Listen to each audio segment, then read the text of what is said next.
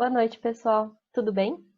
Na aula de hoje, a gente vai falar um pouquinho sobre primeiros socorros. Então, fica ligado em tudo que eu vou falar. A gente vai ter provavelmente umas 3 partes dessa aula e vai ter bastante conteúdo, uma visão geral de primeiros socorros para vocês. Eles são bem importantes para os profissionais da saúde que estão constantemente em ambientes onde o paciente está doente ou pode sofrer algum tipo de emergência, né, algum acidente, alguma emergência.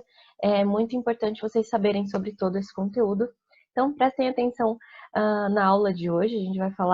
A gente tem programado para esse conteúdo 2 aulas, ok?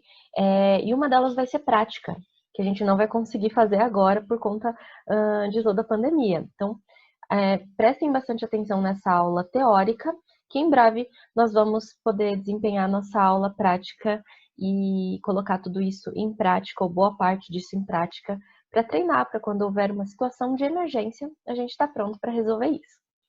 Então vamos lá, vou compartilhar aqui com você os slides de hoje. E a gente vai falar sobre as noções básicas dos primeiros socorros, tá? Ok, a maioria de vocês já deve ter ouvido falar o que são primeiros socorros, mas vamos dar uma revisada. E o que são primeiros socorros? São um grupo de técnicas e procedimentos que são adotados em uma situação de emergência e que tem o objetivo de manter a vida do paciente ou diminuir as consequências dessa lesão ou do acidente que aconteceu até a chegada do socorro médico especializado.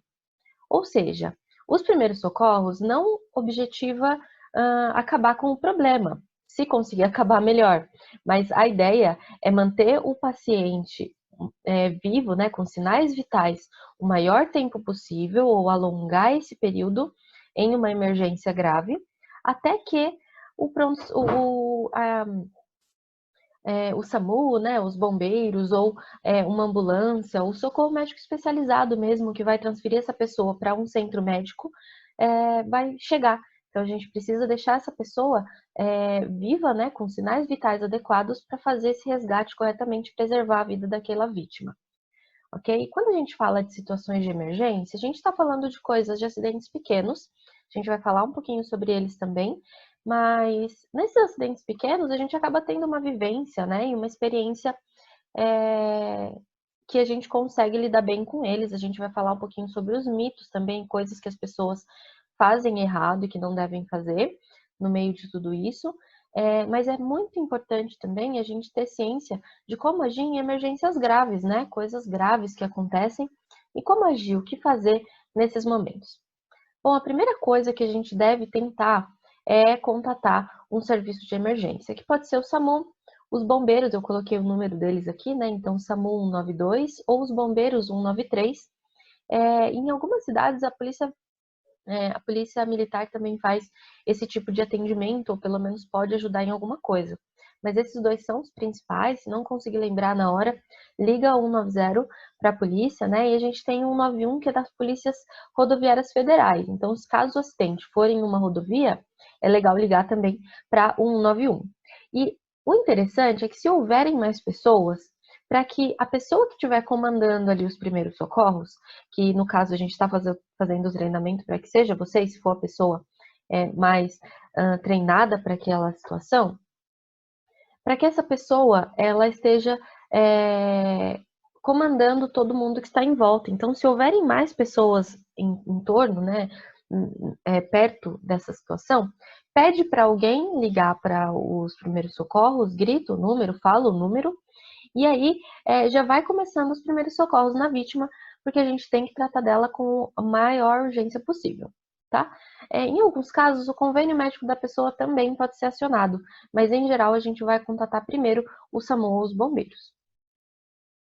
E por onde começar, pessoal? É muito, muito importante que a pessoa que vai estar à frente desse primeiro socorro, que essa pessoa mantenha calma, né? Se ela começar a ficar desesperada, todo mundo está desesperado, o acidentado está desesperado, ninguém consegue fazer nada.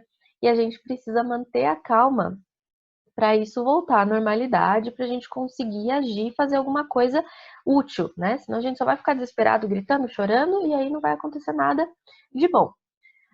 Então, a primeira coisa, gente, é manter a calma e tentar acalmar as pessoas que estão envolvidas no acidente, tá? Respira, solta, Respira, pede para as outras pessoas respirarem também. Olhe em volta, vê se todo mundo está seguro, se vocês estão em um ambiente seguro, se caiu alguma coisa, alguma parte do teto, retira todo mundo dali, ou verifica o ambiente. Se o ambiente está seguro, tá bom, esse ambiente está seguro, então vamos prosseguir. Pedir socorro. Então, uma das primeiras ações é já ligar para a emergência 192 ou 193, para que o socorro venha e ajude o mais rápido possível. E aí a gente vai começar os primeiros socorros para até a chegada da ambulância ou do socorro ali, da viatura, o que for. E aí a gente vai, depois que essa situação, né, o ambiente está controlado, que está todo mundo seguro, que tá, né, você está calmo, está tentando acalmar as pessoas. É interessante também dar algumas tarefas para as pessoas, para ninguém ficar ali perdido sem saber o que fazer, só chorando, só gritando. Então dá tarefa, vai pegar pano, você arruma um pano, você liga para a ambulância, você procura água, sei lá, dê tarefas simples, principalmente para as pessoas muito desesperadas, que elas vão ter alguma coisa para se concentrar, né? E poder assim desempenhar alguma função e não atrapalhar, pelo menos. E aí a gente deve seguir, pessoal, o que a gente chama de procedimento padrão ABCDE. Esse procedimento é importante porque ele vai abranger todos os passos, né? O passo a passo de verificação dos sinais vitais desse paciente. E aí a gente não esquece nada. ABCDE não diz respeito às letras, né, das palavras que estão contidas nelas. Algumas coincidem, mas é importante decorar, é importante memorizar essa sequência, porque a gente vai precisar utilizá-la no momento de emergência, não vai dar para ficar olhando no livro para a gente descobrir como é que faz. A gente precisa ter isso em mente, tá? Então, qual que é esse procedimento padrão? A gente vai analisar cada um deles com detalhes, mas é basicamente a avaliação das vias aéreas e controle da coluna cervical, essa é o A, é a primeira coisa que a gente precisa fazer, né?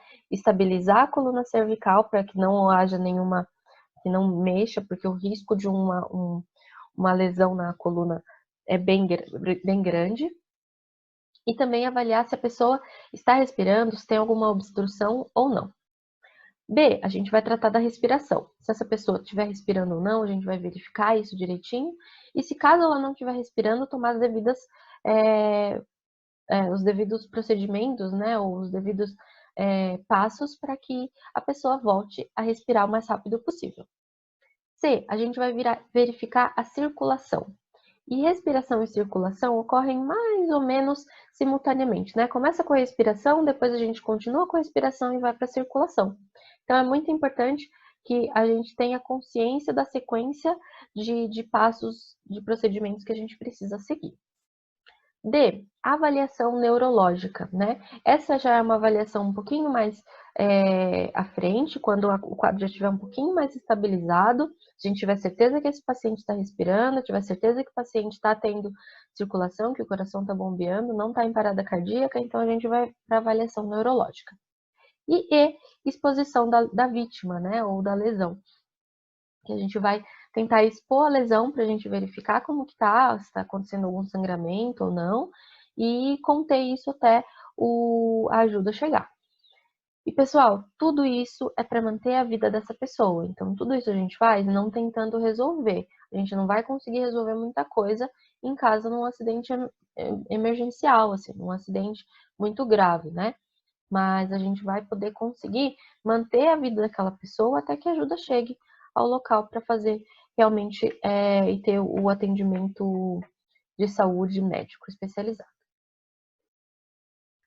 Então vamos lá, olha só. A gente vai começar abordando a vítima e avaliando o que que aconteceu, né? Qual é a gravidade da situação. Até para ver se é uma coisa tão grave, ou às vezes aparentemente é grave, mas quando você vai ver a pessoa até tá bem, não é tão grave assim. Então, primeira coisa, você vai verificar se essa vítima está consciente ou não. Então, você chega na vítima, se identifica para deixar a pessoa mais calma. Olá, fulano, eu sou a Larissa, tudo bem? Eu vou te ajudar. Qual o seu nome? Começa a fazer perguntas para essa pessoa para verificar o estado de consciência dela. tá? Então, às vezes, essas perguntas não são nem tão importantes, podem nem ser tão relevantes, mas é importante fazer perguntas para verificar a consciência desse paciente. Claro, se você puder fazer perguntas importantes que vão ajudar na solução do caso, melhor. Então, você vai perguntar o nome da pessoa, como ela está se sentindo, se ela está sentindo dor em algum lugar, e o que aconteceu. Ela caiu, foi atropelada, bateu o carro, o que aconteceu? Conversa com esse paciente. Se a vítima estiver consciente, ótimo, ela vai te responder. E aí você vai fazendo perguntas para entender o que aconteceu e também para passar essas informações para o corpo de resgate que vai chegar no local. Se essa pessoa não estiver consciente, a gente tem que prosseguir com os próximos passos para tentar recobrar a consciência dessa vítima, tá bom? Então vamos lá, aí a gente começa com a avaliação das vias aéreas e o controle cervical. Como isso funciona? O simples fato do paciente ter respondido já é um indicativo de que ele está respirando. A menos que a pessoa responda com muita dificuldade, com pouco ar, sabe? Quando o ar não sai, quando a voz não sai. Esse é um indicativo que talvez as vias aéreas estejam um pouco comprometidas. Então, a pessoa está respondendo, ok, as vias aéreas estão funcionando, a gente vai ver a pessoa respirar. A pessoa não está respondendo, a gente precisa verificar se essa pessoa está respirando ou não. Então, o que a gente vai fazer? A gente vai chegar o nosso ouvido próximo ao nariz do paciente e vai olhar para o tórax dessa pessoa, porque a gente vai ouvir e sentir a respiração e vai verificar também o movimento torácico. Então, quando você respira, ó, faz uma respiração mais profunda. A gente não enche os ombros quando a gente respira, geralmente. Quando a gente vai fazer respiração profunda, a gente geralmente levanta o ombro, mas o normal não é assim. A gente mexe o tórax, tá? Então, logo abaixo dessa parte, dessa região daqui de cima, né? Geralmente mexe um pouquinho aqui em cima e um pouco mais abaixo aqui, em cima do estômago, assim, um pouquinho acima da barriga. Então, a gente vai verificar esse movimento. Tá tendo esse movimento, essa pessoa tá conseguindo respirar. Ok, o paciente não está respirando, o que a gente vai fazer? Então, a gente vai começar alguns movimentos específicos para melhorar a respiração desse paciente, tá? A gente vai levantar a cabeça desse paciente. Então, geralmente a pessoa está deitada, né?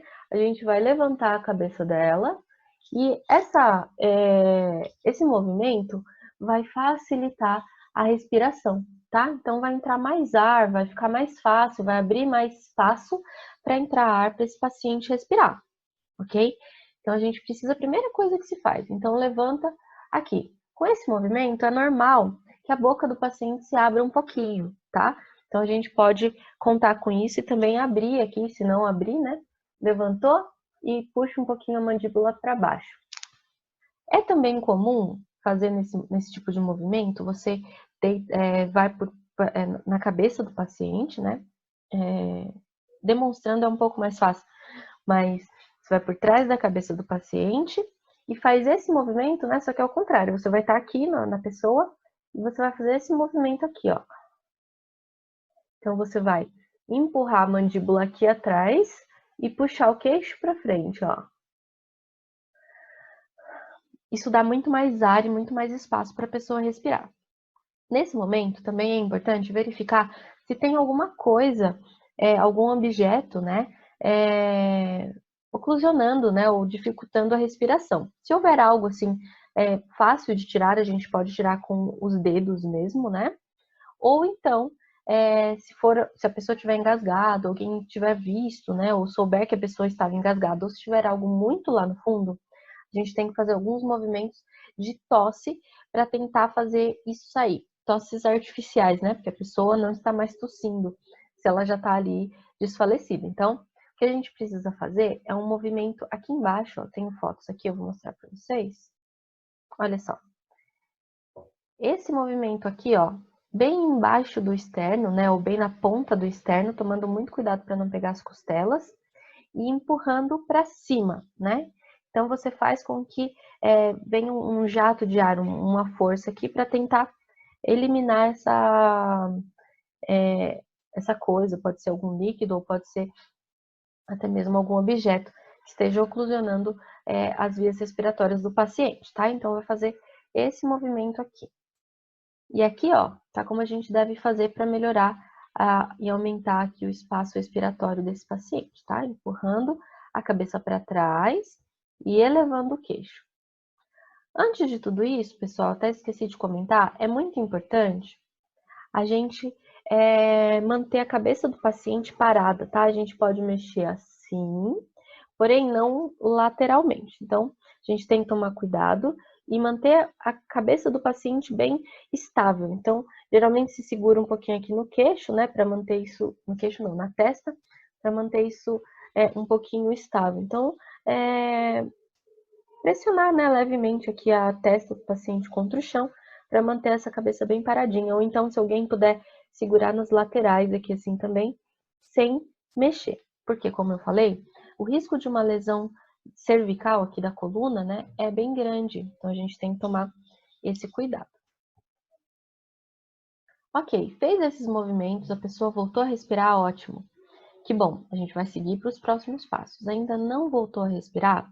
Aí a gente vai começar a misturar, né, respiração com a circulação. Então, o que a gente precisa fazer?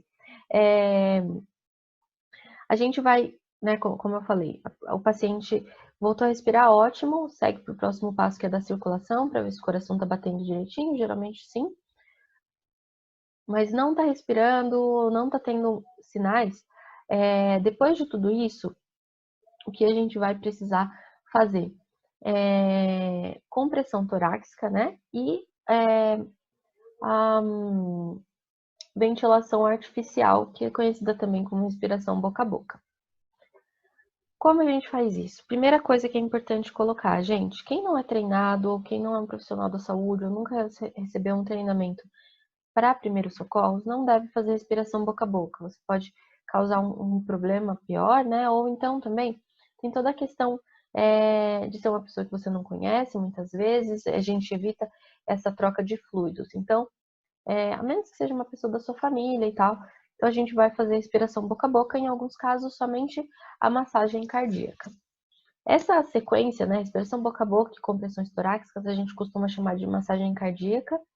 E antes da gente fazer isso, a gente precisa conferir também o pulso dessa pessoa, tá? Então, eu tenho aqui uma foto também, aqui ó, pra gente conferir o pulso. Quero que vocês façam em vocês mesmos, né? Lembram da posição anatômica? Então, as mãos para baixo, com os dedões virados para fora. Vou mostrar aqui a minha. Ó. Aqui. Se vocês colocarem os 2 dedos assim, né? Aqui do lado, vocês já vão sentir o pulso de vocês. Treinem isso, é importante para algumas situações, tá? E tem outro lugar que é aqui ao lado, tá? Façam isso também, levantem a cabeça e coloquem os dedos aqui, ó.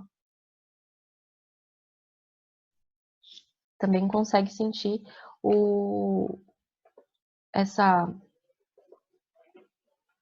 esse pulso nesse jugular aqui, né? Uma veia importante. Uma artéria importante, inclusive. Então, o pulso radial aqui do lado, logo abaixo do dedão, né? Assim, aqui no pulso. E aqui no pescoço, na jugular. São os 2 lugares onde a gente pode medir o pulso. Tá tendo pulso? Ótimo. A gente só precisa resolver a respiração.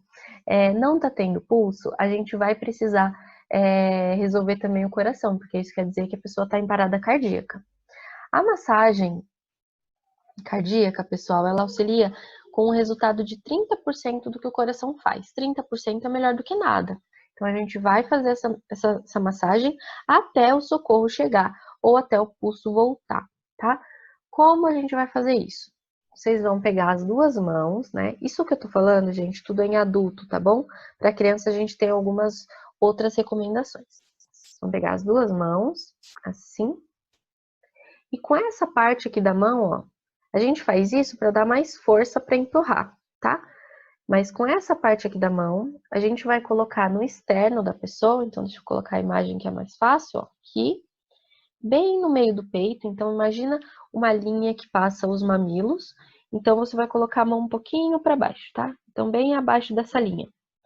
E aí, com essa forma como a gente tá vendo aqui, né, no socorrista fazendo, no boneco, você vai empurrar. Então, comprime, comprime, comprime, comprime. Pensa nesse movimento e a gente precisa fazer 30 compressões em 1 minuto. Lógico que a gente não vai ficar contando, deixa eu contar 1 minuto aqui para fazer. Não, você vai contar 30 e tem que ser rápido, tá bom? Então, tem que ser rapidinho pra gente fazer o efeito do coração e bombear um pouquinho de sangue para chegar a oxigenação no cérebro, que é o mais importante para a pessoa voltar à consciência. Eu coloquei aqui também em crianças, ó, é legal visualizar. Em crianças costuma fazer com os 2 dedos, tá? Então, o peito e os ossos da criança são muito mais frágeis. Então, apenas com os dedos, com essa compressão que a gente consegue fazer com os dedos, a gente consegue fazer esse movimento do coração nessa criança. Muito cuidado para não quebrar os ossos, né? Muitas vezes, em algumas compressões, acabam sendo quebrados alguns ossos, tá? Isso acontece. 30 compressões para 2 ventilações artificiais de resgate, que são as respirações boca a boca. Como a gente vai fazer? Empurrando, né? A pessoa já tem que estar com o rosto lá para cima, né? O queixo para cima. A gente vai tampar o nariz dessa pessoa, abrir a boca e fazer a respiração. 2 ventilações. Pessoal, por favor, não é encher o pulmão e jogar tudo aquilo de ar no pulmão da pessoa, tá? São alguns segundos, então, mais ou menos 2 a 3 segundos jogando ar. Não é muito ar, a gente só precisa de um pouco, inflar um pouco esse pulmão para que a pessoa volte a ter os sinais vitais.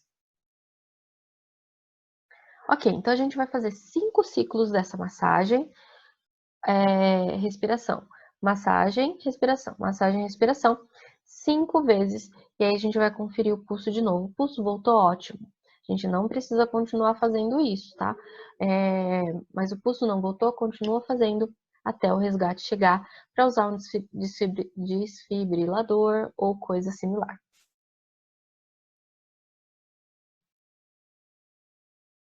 Ok, a pessoa melhorou, passou. Se não passar desse estágio, pessoal, a gente vai continuar fazendo a massagem até o resgate chegar.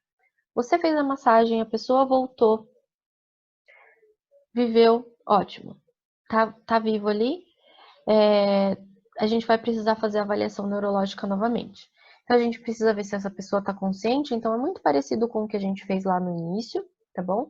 Então, chama a pessoa com estímulos verbais e de toque. Então, a gente pode fazer alguns tapas, assim, não tapa forte, né? Mas uns toques, assim, nos ombros. Cuidado para não balançar a pessoa. Lembrem que a gente não pode mexer a cervical. Então, alguns tapas no ombro, assim, ou aqui no peito da pessoa. E chama pelo nome. Ou fala algum nome se não souber o nome da pessoa, né? Pessoa, acorda, né? Ou fulano, acorda. Fulano, tá me ouvindo? Tá me ouvindo? Forte, alto, suficiente para a pessoa ouvir e poder responder. E aí, se a pessoa responder, ótimo, tem um estímulo verbal de toque ali. A pessoa não respondeu, a gente vai fazer o estímulo doloroso. Como que é isso? Ó, tem alguns que a gente pode fazer. Os mais comuns são o que vocês estão vendo em B e C, tá? Que é esse da unha. Então, deixa eu mostrar aqui para vocês novamente. Na nossa unha, a gente tem aqui essa parte mais perto da cutícula, que geralmente é um pouco esbranquiçada, né? Uma meia-lua. Então, a gente aperta essa meia-lua. Apertem de vocês para vocês verem, dói? Dói bastante. Não é para apertar com delicadeza, não, é para apertar com vontade, tá? Então, quando a gente aperta essa meia-lua, a gente sente dor. E essa dor tem que causar algum estímulo, tá? Então, o paciente tem que fazer algum som ou se mexer de alguma forma, né? Então, é o que a gente precisa ver, se a pessoa está sentindo dor ou não. Tem o de apertar aqui, né, assim, o côncavo do olho, assim, para cima, que também dói. Aqui nos ouvidos, né, a gente tem essa partezinha aqui dos ouvidos, eu tô com fone, ó, eu vou tirar rapidinho. Aqui a gente aperta, né, também é doloroso, né? E o mais comum também, que é o cedo externo, que é, a gente tem esse osso, lembram do osso externo, que fica aqui fazendo a junção das colunas, bem em cima do coração. A gente vai friccionar, né, com os ossos, pode-se usar os ossinhos aqui da mão, né, ou o osso do dedo aqui, e friccionar o externo, isso causa dor, e aí a pessoa tende a dar alguma reação. E aí vocês precisam ficar atentos para essa reação. A pessoa vai se mexer ou a pessoa vai fazer algum barulho, né, algum som, E aí, se a pessoa fizer alguma coisa dessa, ótimo. É isso que a gente queria. A pessoa tá tendo reflexos neurológicos, isso é importante. E o objetivo é verificar se a pessoa está consciente ou se houve algum dano nervoso aparente. Pessoal, é muito importante vocês memorizarem tudo isso que estiver acontecendo, para quando o resgate chegar, vocês passarem todas essas informações para eles. Falar tudo que vocês já fizeram, como a pessoa reagiu, o que aconteceu. É muito importante esse tipo de informação. E por último, a pessoa está respondendo, você já conseguiu normalizar o batimento, a respiração da pessoa, está só esperando o resgate chegar, tem alguma lesão na pessoa, então a gente vai fazer a exposição dessa lesão. Se houver alguma tesoura, né, ou algum instrumento de corte, com muito cuidado, remover panos, tecidos, roupa, né, que tiver ali em volta dos cortes. Então, a pessoa caiu, machucou a perna, corta a calça, corta a saia, o que for, para deixar essa lesão exposta, para facilitar, inclusive, o SAMU fazer o resgate ou os paramédicos ali auxiliarem melhor, de uma forma mais rápida. Mas tomem cuidado também com o ambiente, tá, gente? Sempre tem que privar o paciente ou a vítima. A gente tem que preservar a privacidade dessa pessoa. Tá na rua, a gente não vai deixar a pessoa pelada ali no meio da rua, né? Teve uma lesão no seio ou nas partes íntimas, a gente não vai deixar a pessoa pelada, até porque não vai dar para fazer nada até o resgate chegar.